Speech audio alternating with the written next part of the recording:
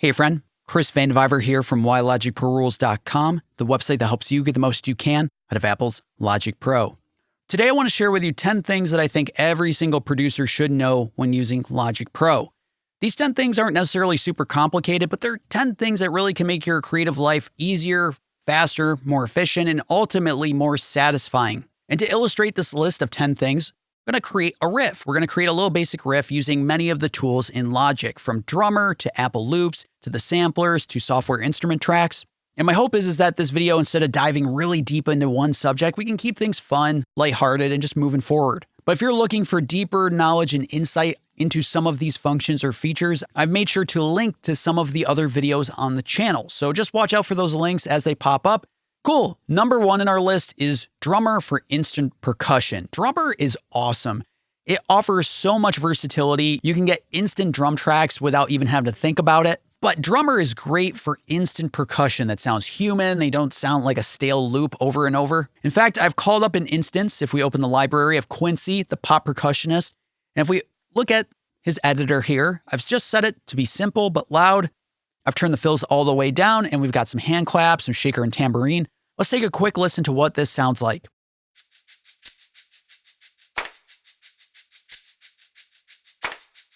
Perfect. It sounds great, and it gives me something instantly to start recording to instead of just a click track. So let's close all this up, and I'm going to actually track some upright studio bass. And the next thing I want to show you is the global quantization. While every time we record a software instrument part, we could, go into the piano roll and tell Logic to quantize that performance over and over and over again. We could also just tell Logic, hey, as soon as I'm done recording, just quantize the performance automatically for me. So first I'm going to record a performance without any sort of automatic quantization, and then we'll see what automatic quantization looks like.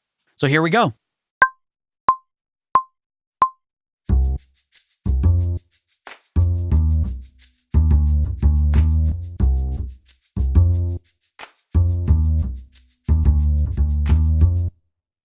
Okay, take a look at the piano roll. You're going to see for sure that I do not land on the grid each and every time. That's cool. Now we could select all the notes in this performance, set our quantization value to our preferred value, and hit Q for quantize or press key command Q. But why not just have Logic do this automatically for us? So let's get rid of this performance. And what you want to make sure to set an automatic quantization globally across your projects is to make sure that no regions are selected in the project. And then we go to the region inspector here. And right here in Quantize, you can set this to any value that you prefer. So I'm going to set this to 16th note. I'm going to record again. You're going to hear the humanity in my performance, but as soon as we're done recording, Logic will automatically quantize the performance afterwards. Here we go.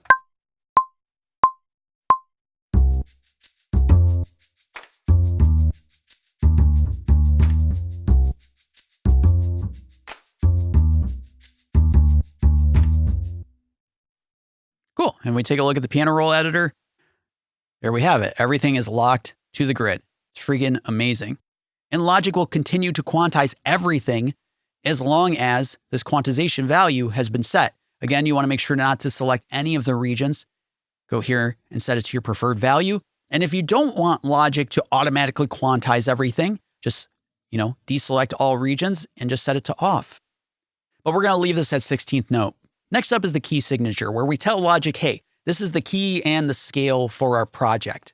This project is in C minor. And for the longest time, I had no respect for this feature because I grew up playing guitar and bass in rock bands, and I was only ever recording audio. I was never using software instruments or Apple loops or anything like that. But the key signature is so helpful because things like Logic Remote, if you use the chord strips to play chords, it will match up with the key and scale of the project. And Apple loops will also transpose up and down to match the key of the project. And in fact, I'm going to squash this up a bit. We're going to open the Apple loops, and I'm going to go to loop packs here.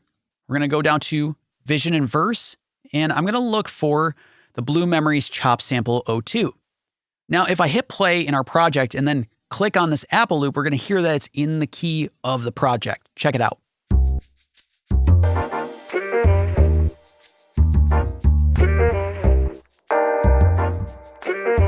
Beautiful. But if I show no respect to this and set it to B minor, let's say, let's hear it again.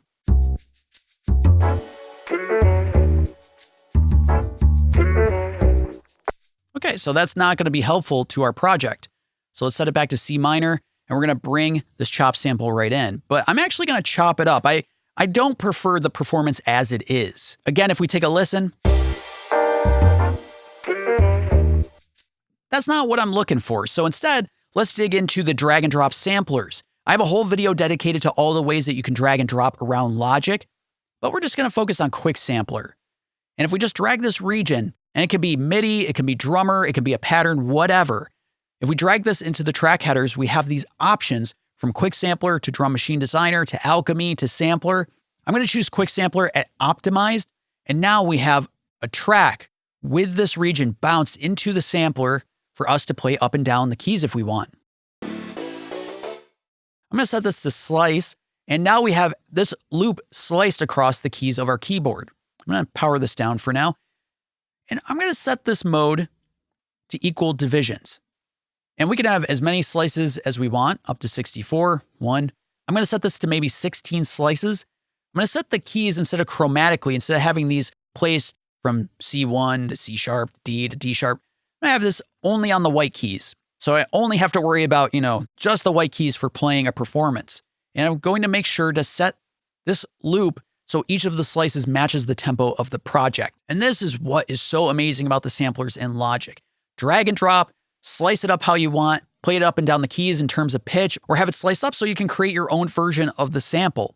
And if we take a listen, beautiful. So now I'm going to record myself reimagining this sample to what we have here.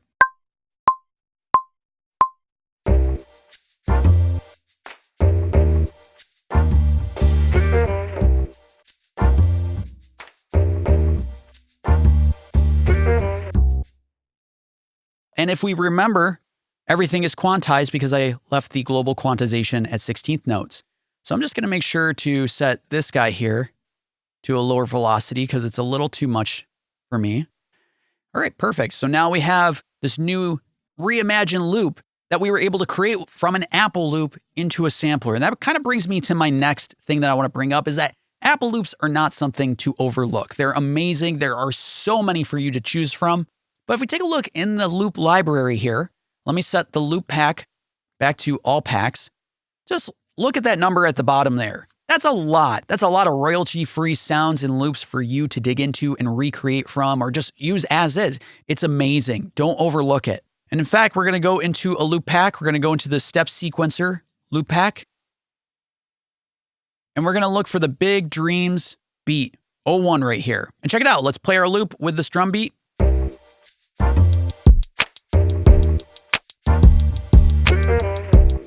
And if we drag this in, check it out. We're not just dragging in just a loop with all of the effects and the performance burned in to an audio loop. We have, if we look in the mixer here, we have all the plugins at our disposal. So we can play with the sound of the loop. We can work with the instrument itself. So we can actually change the samples out if we want. We can adjust the smart controls.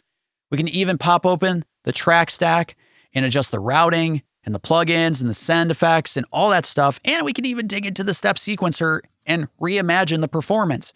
It's amazing. And in fact, if we just take a look, if we just go to all packs and look for any of these, whether they're software instrument, their pattern, their drummer, we drag this in. Look at that. We have this guitar loop that we can adjust. Again, the instrument, the plugins, the performance. We dig into the piano roll. We can select all this and transpose it up or down as much as we want. You have the entire inner workings of a loop at your disposal to reimagine and recreate from. So if we like this tight trap drum kit, but we don't like the performance, well, guess what? Let's get rid of the performance and come up with something else. From here, I'm going to get rid of this guitar. I'm going to reduce the level of the drum kit here. I'm actually going to parse things out a little bit because I've got a little arrangement in mind. So let's just copy and paste these guys, holding Option and dragging all of the regions. And I'm going to get rid of the drum beat right here. I'm also going to get rid of the bass right there. And next up, we're going to bring in another Apple loop. And this is the crate digging guitar. And there it is. If we take a listen to our loop, we can hear this with the loop.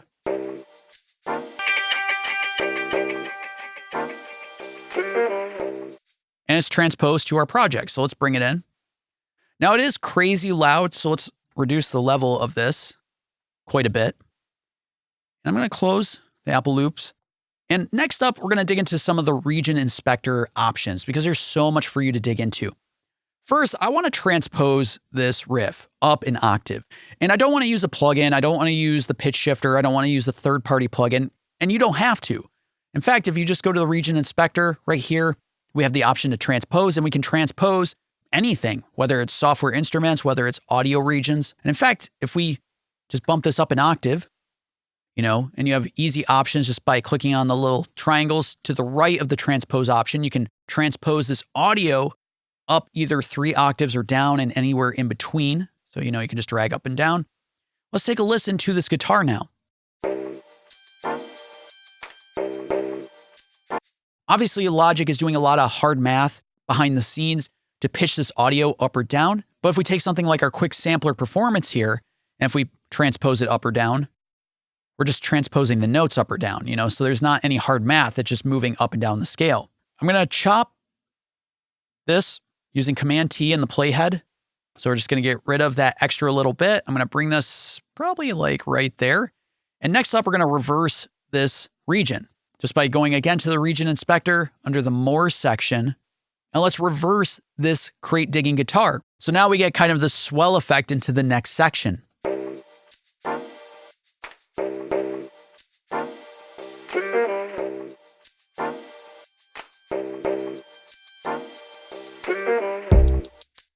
Awesome. And I'm actually going to use the marquee tool to get rid of this section right here. And in fact, this is going to bring up a really great point about looping. So next up, we can loop. And you can use Key Command L. You could also just click on the little loop icon here. So I'm going to select my percussion track. I'm going to loop it. And then I'm going to use the marquee tool to make a selection. We're going to delete that section again. But check it out. We removed that section that I wanted to cut out, and Logic kind of reoriented the loop so we continue the loop down the line here. And though this is not technically looping, we can also use Key Command R to repeat a section. I've committed this to memory because it's such a helpful feature. And if you make a marquee selection and even select any section outside of the region itself, watch this.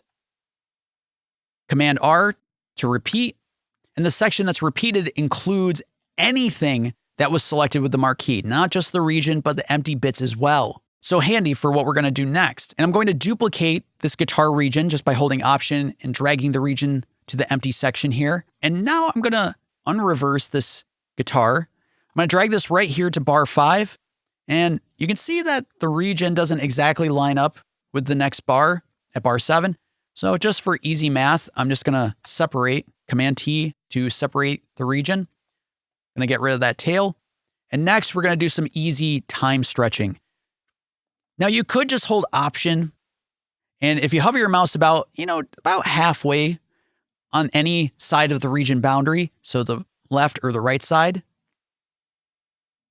you could stretch the region. But check it out. If we turn on flex mode, which you can turn on right here, if we set this to the appropriate flex mode, I'm going to set this to polyphonic, we can easily stretch this region without holding Option or anything. You just hover your mouse halfway on the region boundary. And I'm going to stretch this twice its length. And Logic easily stretches this region no problem, which means that this guitar is now twice as long.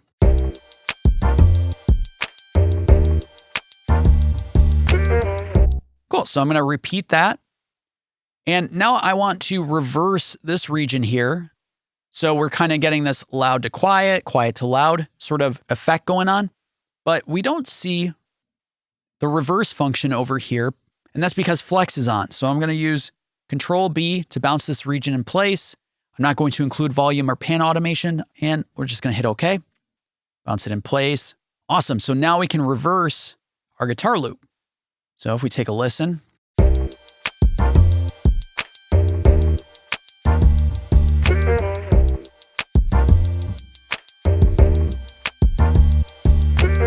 Great. And I'm actually going to select both of these tracks, use Shift Command G, create a track stack. We'll just call this Axe for now. I'm just going to add a couple of quick effects just to make it a little more interesting. So we'll go to Chroma Verb. I've set up a preset. And we're just going to add EQ. Take a quick listen.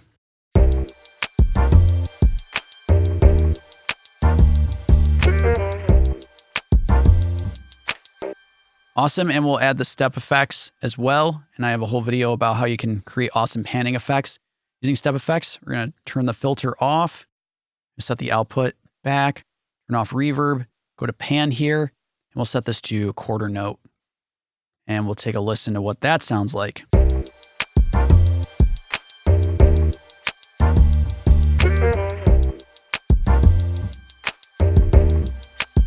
Awesome, so now I just have one more idea of a track that I want to add. We're going to go back to the Apple loops. And this case, I'm going to go looking for Around the Bend. And these are keys, but I'm not going to actually use the Apple loop. I'm just going to delete the performance because I have my own in mind, but we can take a quick listen to what it sounds like.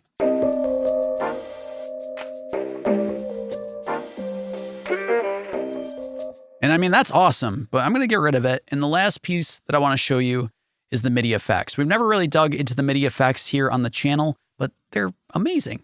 For example, chord trigger. I'm not a piano player, so I'm not super handy at playing chords or multiple hands at one time.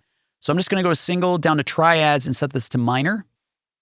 If I play a chord here, I can play freaking minor chord with one key. I'm just pressing C and it's playing the minor C chord. Next up, I'm going to load the Transposer plugin.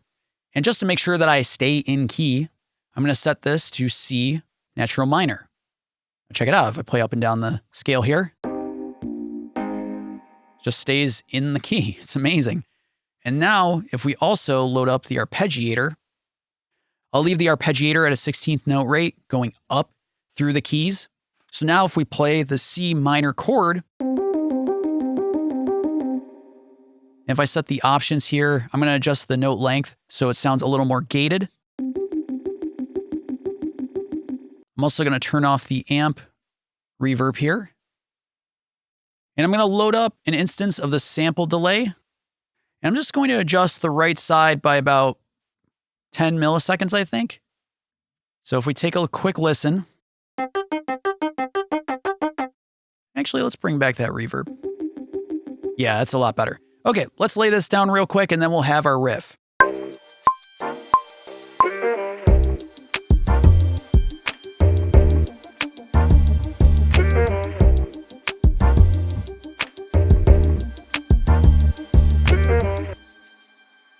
And again, if we look in the piano roll editor, everything is locked to the grid as we want it. So if we take a listen to our riff now from beginning to end, and I'll even drag this out, I'll repeat some of these sections here. Take a listen.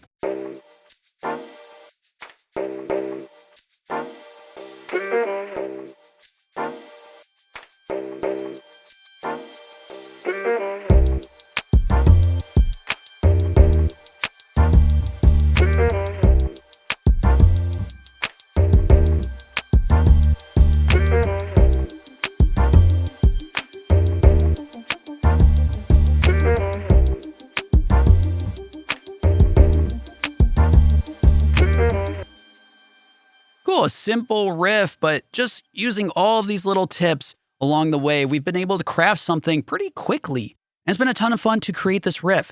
So I hope that was helpful for you. If it was, as always, I highly recommend subscribing to the YouTube channel, Why Logic Pro Rules, or subscribing on the website itself, whylogicprorules.com. Every week I'm posting new videos, new emails, and posts to help you get the most you can out of Apple's Logic Pro.